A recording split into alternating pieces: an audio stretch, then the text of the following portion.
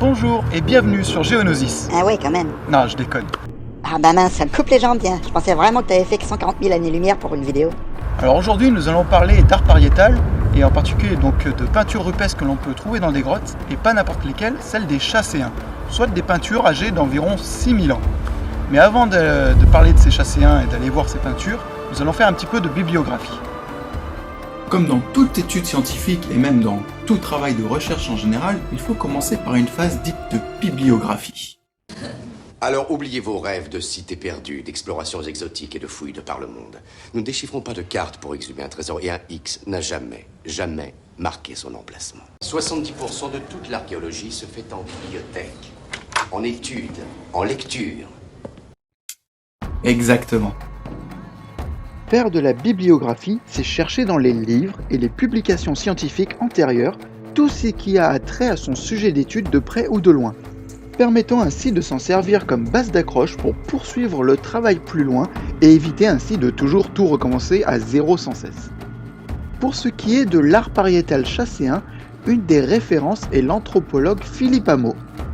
Il a écrit plusieurs articles sur le sujet avec son équipe, sur les descriptions des différents sites d'art rupestre dans le Var et des tentatives d'interprétation. Dans tous les cas, ces articles sont les seules références pour tenter de retrouver les sites. Les indications étant en général très vagues avec des positions on ne peut plus imprécises. Il ne reste alors qu'à aller sur le terrain et fouiller à la recherche de grottes puis à l'intérieur de celles-ci.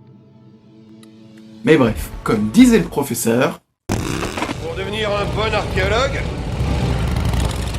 il faut lever le nez de ses livres parfois. allons donc sur le terrain.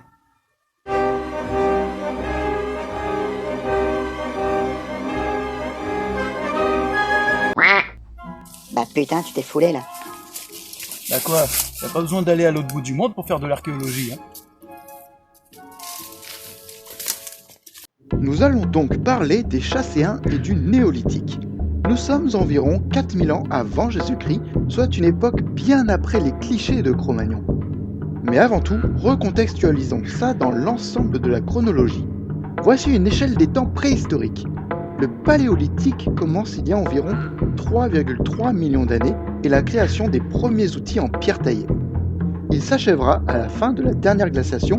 En moins 11 000, on entame alors le Mésolithique.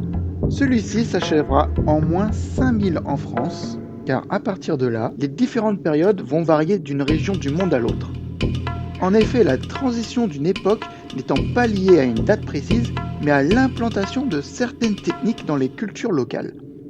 Ainsi, le néolithique, la période qui nous intéresse, est liée à de profonds changements techniques et sociaux, une véritable révolution qui va changer le monde. Le berceau du basculement vers le néolithique est plutôt associé au Proche-Orient ou à l'Asie mineure. Quoi, elle avait pas 18 ans? Non, l'Asie mineure, c'est l'Anatolie. Ah, c'est vachement plus clair, ouais. La moitié l'ouest de la Turquie actuelle. Voilà, tu veux. Bref, pour passer au néolithique, en général, une civilisation a besoin de plusieurs facteurs, et c'est ce qu'on va voir à présent grâce à un petit arbre technologique. Oh oui, Néolithisation 5, j'adore ce jeu. La première innovation qui sert de marqueur de passage au néolithique, c'est l'invention de la poterie. Les céramiques retrouvées sur les différents sites sont extrêmement importantes. En effet, de par leur forme ou décoration, il s'agit des seuls véritables marqueurs fossiles archéologiques, c'est comme ça qu'on appelle ça, permettant d'identifier des cultures établies dans une région sur une durée. Étudier une poterie de telle forme et décoration, par exemple les rubanés, dans une région et identifier son âge, a permis de se rendre compte de la migration progressive des techniques du Proche-Orient vers l'Europe centrale.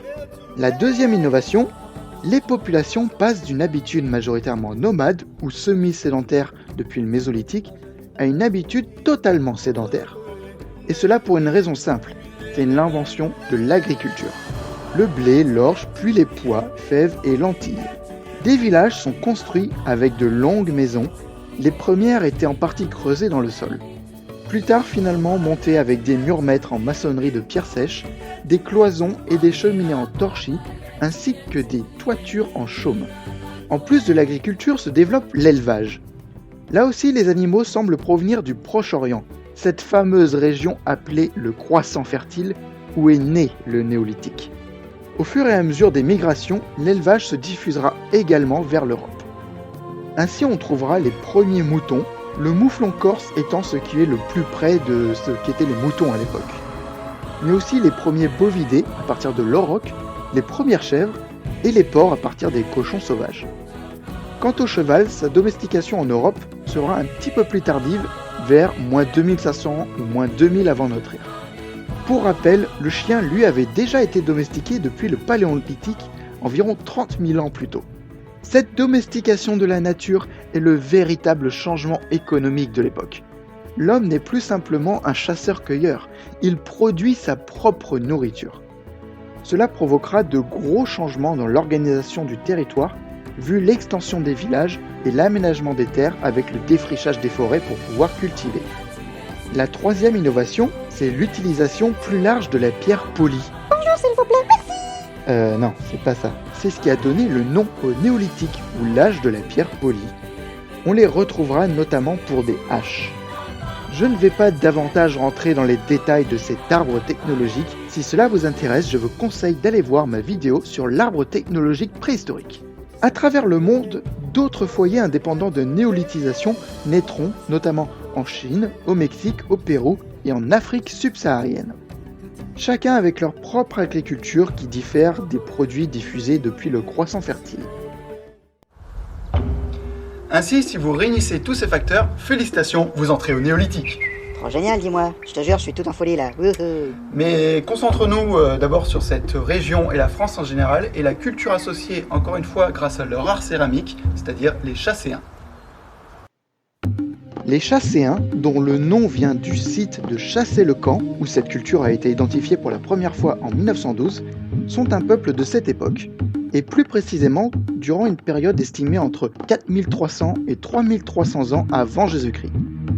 Ils sont donc à cheval sur le chalcolithique, c'est-à-dire cette période tardive du néolithique qui signifie aussi âge du cuivre, bien que eux-mêmes ne maîtrisaient aucune métallurgie. Les Chasséens étaient des pasteurs et des agriculteurs et produisaient une poterie de bonne qualité mais peu décorée, et occupaient les grandes plaines et les plateaux. Leurs maisons pouvant atteindre 20 mètres de long, rectangulaires avec des coins arrondis. De plus, très tôt, la disposition des sépultures permet de déduire une vie spirituelle importante. Celles-ci évolueront vers un stade de dolmen de type provençal. Toute cette civilisation va ensuite se diviser sous l'impact d'une série d'invasions à l'âge du cuivre. Les Chasséens se disloquent alors en plusieurs groupes. Dans le Var, ils deviennent les Couroniens, puis la culture campaniforme. Oui, encore des cultures établies par rapport à des formes de céramique. J'avais dit que c'était important. À la suite d'autres invasions et mélanges ethniques, les Chasséens vont finalement disparaître au profit des Ligures qui domineront la région jusqu'à l'invasion romaine. Dans tous les cas, dites-vous bien que toutes les déductions sur les peuples et les invasions, etc., qui se sont succédées au cours des périodes, c'est extrêmement flou. La fin du néolithique étant évidemment une période préhistorique, c'est-à-dire sans écrit possible, les seules déductions possibles sont faites grâce aux artefacts retrouvés, leur datation ou encore l'étude génétique des os retrouvés sur les sites funéraires comme les dolmens. Nous sommes au grès de Sainte-Anne, qui autrefois se continuait au-delà de la crête dans le Val d'Arène. Ce que vous voyez derrière moi, les trous, ce sont des taphonies. Malheureusement, aujourd'hui, les grès se sont fait dévorer par une carrière de sable, emportant par là même 2 des abris où se situaient des peintures.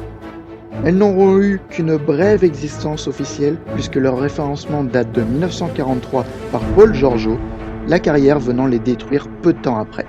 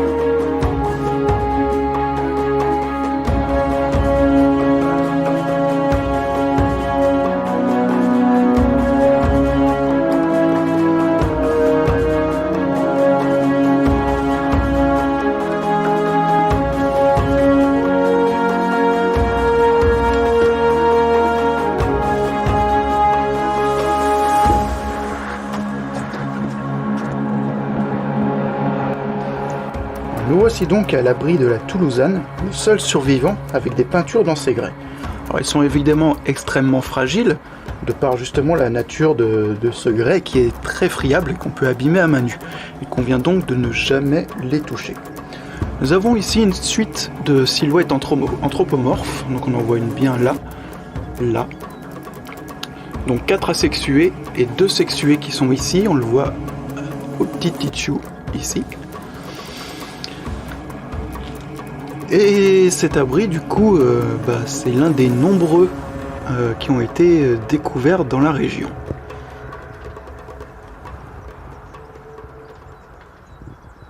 C'est l'heure de notre jeu concours. Quelque part dans l'émission se cache le commandant Cody. Saurez-vous le retrouver? N'hésitez pas à nous appeler pour nous donner votre réponse. Rappelez où? Vous appelez, c'est tout, de là où vous êtes. Comme ça? Wouhou, j'ai la réponse. Voilà. À gagner une jambière gauche de l'armure de Cody de taille 1/3, construit en carton de PQ à peindre soi-même. Et si je veux la droite? T'arrêtes de râler, oui. Prends ta jambière gauche et casse-toi.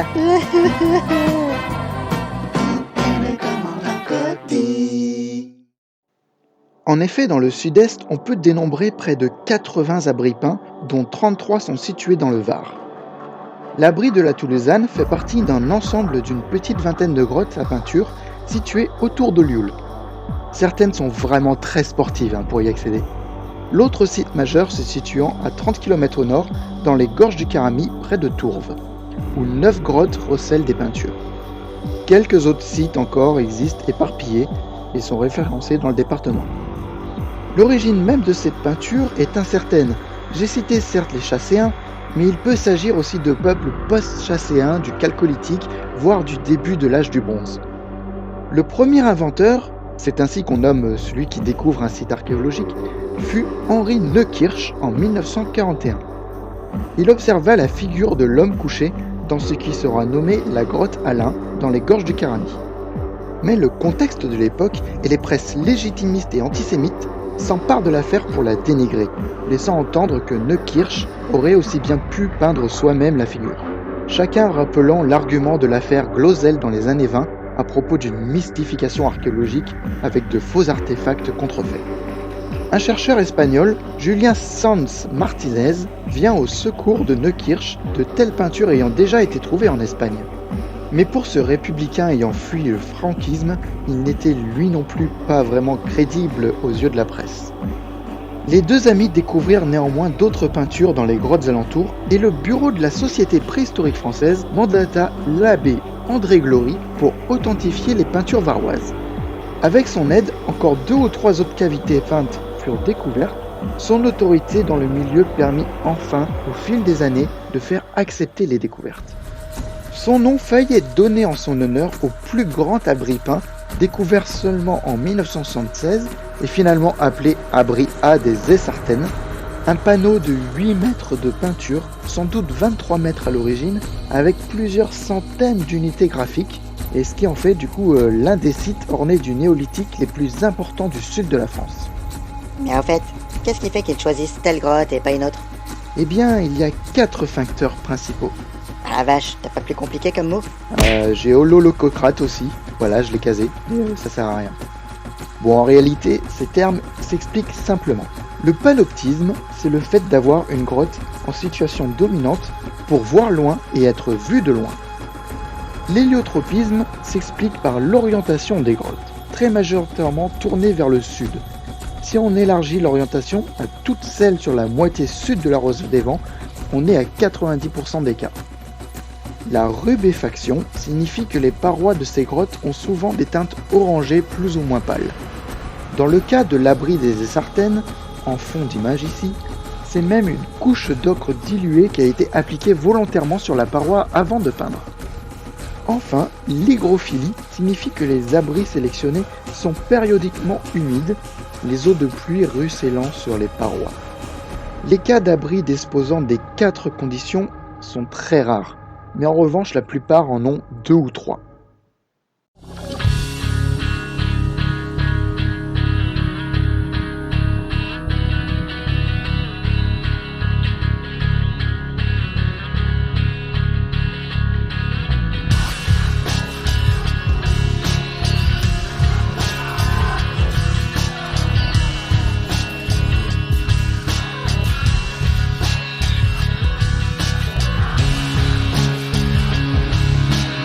Nous avons donc vu la période concernée, c'est-à-dire la fin du néolithique, ainsi que le peuple présumé auteur de ces peintures, les Chasséens.